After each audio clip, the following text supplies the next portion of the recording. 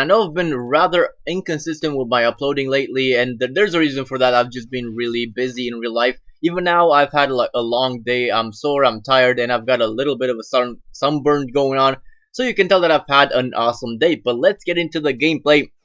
We start off by buying Armero to replace what's his name, Gervinho on the left mid, because his strength does let him down. And we also replaced Niang with Cuadrado because Niang, I was just expecting a lot more out of him, but in the end he's just a 75 rated gold, non-rare gold, which wasn't that impressive in the end.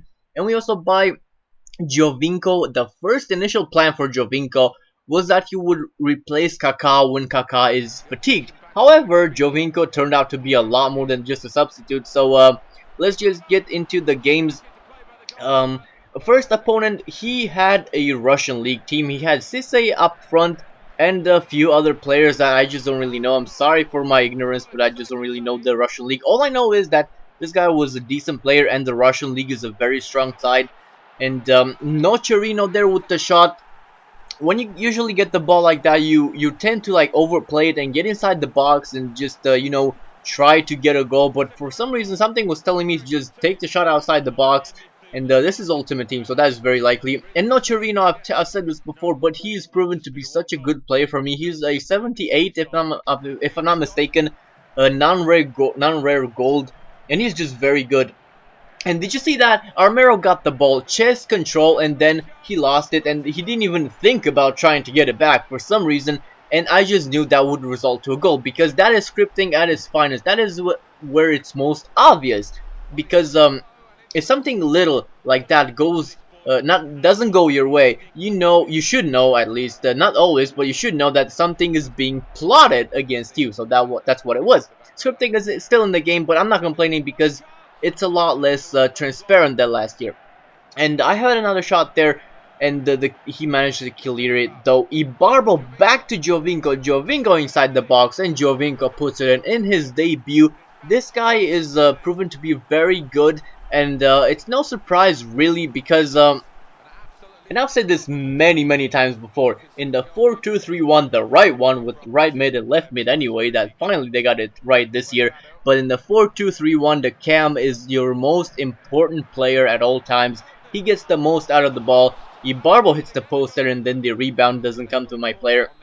But I was saying the cam is the most important, so you really need a talented player that can both shoot and pass, as Pogba gets his first goal for my club, I'm pretty sure, with an absolute demon, beast of, I don't know why I said demon, but beast of a header there, and Pogba is such a guy. But what was I saying though? Yeah, the cam, you need somebody really talented, so I had Kaká for that spot, but Giovinco, I love Giovinco. I played with him from FIFA 12 when he was a 5-star skiller to FIFA 13 when when his skills were first nerfed. But yeah, that match finishes 3-2-1, we win, and we are securely promoted to Division 9. We only need one more win. We are almost promoted to Division 9. We only need one more win to do that. And we buy Caceres, who was a wing back last year, but now he's just a fast center back. We also bought Marchetti because our non-rare goalkeeper had run out of contract, so we just discarded him. And this is the next opponent. This is where something interesting happens. So he had a Serie A squad. It wasn't that bad. He had Callejon in the midfield, which I thought was pretty cheap because he's thinking that pace is everything, which this year is very not true. Very not true. He had Gervinho though. So that's the one thing I noticed about this match. The second thing I noticed about this match, that it was pretty laggy, and that kind of bothered me because usually players that are laggy, they're used to that lag. You are not, because you don't have shitty internet. So usually you are on the receiving end of that.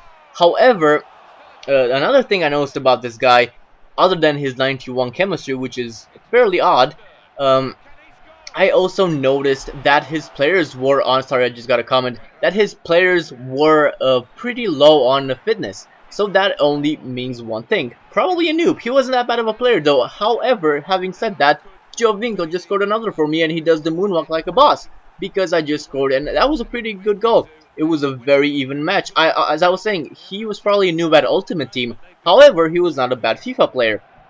Up until that point anyway.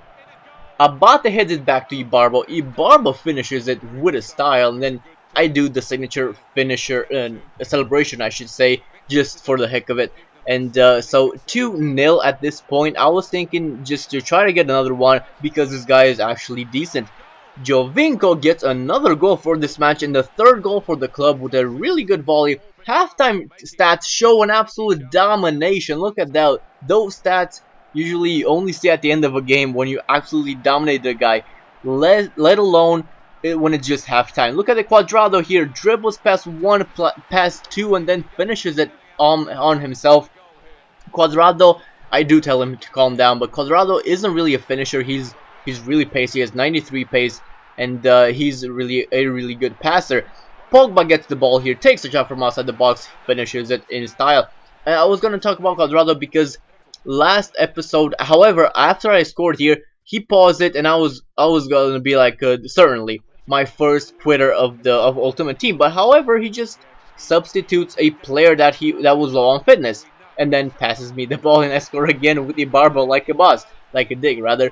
But and then after this goal, what does he do? He pauses again. I'm like, surely this time it's going to be a quit, right?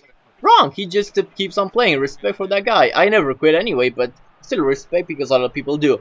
He just sliding all over the place, but he did stay in the game. However, I was going to say that I did get Cuadrado in the right mid. Somebody on last episode, he was recommending me Biabiani, and Biabiani last year was all about pace. He was just pace. This year he has 65 strength, which is more than Cuadrado. He has decent passing, especially if you put a passing chemistry style on him. And he's pretty, is he? I think he's decent at dribbling. Don't quote me on that one, but I think he's like in the 80s anyway. So I didn't get Biabiani though. I did plan to, but Cuadrado just I wanted to try him as well because I've never tried him. I tried Biabiani last year in FIFA 13, and he was just pace. He couldn't shoot, he couldn't pass for shit. But Cuadrado I never tried, and I really wanted to see what he's all about, and he's so much impressed me. His dribbling is out of this world. It's one of the probably a top 5 in the game. And I've never played with like Messi and stuff, but I'm saying like in the head-to-head seasons, Cuadrado, if his dribbling does the same, he's really good. So anyway, that to that viewer, I'm just saying that's why I bought Cuadrado and not Biabiani. I'm not saying I won't try Biabiani in the future. Maybe I will. But that's been this episode. We win that match 7-0. That guy, he was laggy. He was probably new at Ultimate Team. He wasn't a bad FIFA player, and all credit to him for actually sticking around and not quitting that match though. And I'm really tired. I'm gonna go get something to eat. In the meantime though, I hope you guys enjoyed this episode. Leave it a like if you did. I've been Shay. Thank you for watching. Goodbye.